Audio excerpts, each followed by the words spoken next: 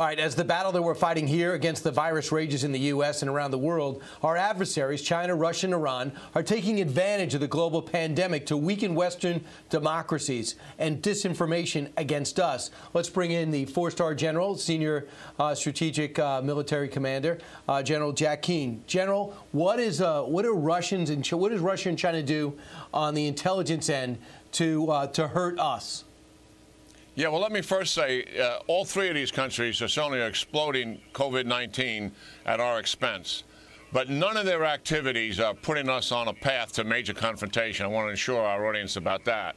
First of all, disinformation is one of their mainstays. And that is, they want to undermine the people's trust in their government. They're also pushing back on the sanctions that have been imposed and want them removed based on the humanitarian effect of COVID-19. And the other thing is they're underscoring the fact that the United States has the largest outbreak of COVID-19, and that's due largely to the incompetence of the United States government. That is what is surrounding the disinformation campaign. They're also posturing in terms of trying to create goodwill in terms of their rhetoric, but also delivering supplies and equipment and people, particularly Russia, China, Iran's not involved in it, to other countries. And then the last thing they're doing, Russia has tied up the president in Ukraine a little bit because of COVID-19 and the focus he has to have on his country. He got him to agree to negotiate with Russian proxies for the first time. But interesting enough, the people balked on it. And Iran is posturing here to take advantage of what they believe the United States has turned inward. And I think that is why the United States picked up on a plan for them to conduct a large-scale attack inside Iraq, excuse me. It may have been thwarted by the president acknowledging that that was in the planning stage. And also China, because Taiwan has been so successful dealing with COVID-19, and they've been critical of mainland China, they've upped all of their military activities around Taiwan. But then again, I want to say that none of these activities put us on any path to major conflict or war, with the exception of possibly some limited conflict with Iran, which would not lead to war. So that's what they're trying to say. But let's now look at reality. China's might be experiencing a second wave, number one. Number two, the Russians act like they don't really have a coronavirus problem. They got a huge problem. And then Vladimir Putin has already paid the price. In what respect? Well, yeah, COVID-19 is hitting Russia like it is any other country. And, of course, they're dealing with is absolutely uneven. They haven't marshaled all the resources of their government and private sector the way the United States has in coping with it, growing unrest in the country. In April, President Putin was supposed to have a referendum of consolidation, which would give him the presidency indefinitely. He has now called that off because the popularity for President Putin is tanking. And that obviously is a good thing as far as the United States is concerned, because Putin gets up every morning trying to put a finger in the eye of the United States.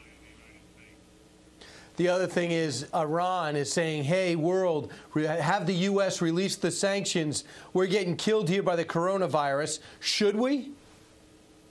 No, absolutely not. Look, we offered them humanitarian aid, Brian, and they turned it down. We've got to keep our foot on the pedal here with sanctions. And there's one sanction that we should impose, and we have given relief to Russian nuclear power companies, Rosatoms namely, and the reason is dealing with nuclear power plants. And the reason is the United States is dependent on foreign uranium, and particularly Russian uranium. We should impose sanctions on Rosatoms and others like that. We should absolutely close the door on the Iranians. The Iranians have never been on their heels as much as they are now, and we've got to keep the pressure on them. At least in my lifetime. And finally, when it comes to reopening our economy, there's some principles in the military that you want to bring forward that could help us in the civilian world, show flexibility, show perseverance, and decentralize the execution. So, for example, what happens in Philadelphia won't exactly be needed in Charlotte, North Carolina, correct? Yeah, that's absolutely right. Different places, different times, changing situation. You have to have flexibility, so adapt to a changing situation, assess the risk, and then execute vigorously. Perseverance is about overcoming the impediments, the obstacles, setbacks, and failures, but you persevere nonetheless, and you have to have the spine to overcome your fear, because you're never going to be able to make decisions based on perfect information. There's always risk involved, and we'll see that as we begin to make decisions about putting people back to work. There's certainly risk involved in that. There likely would still be some spread involved until we absolutely get a vaccine to shut it down. But nonetheless, we've got to make those decisions. And be strong emotionally to get through this because it's all unprecedented. General Jack Keane, thanks for putting it all in perspective. Have a great weekend.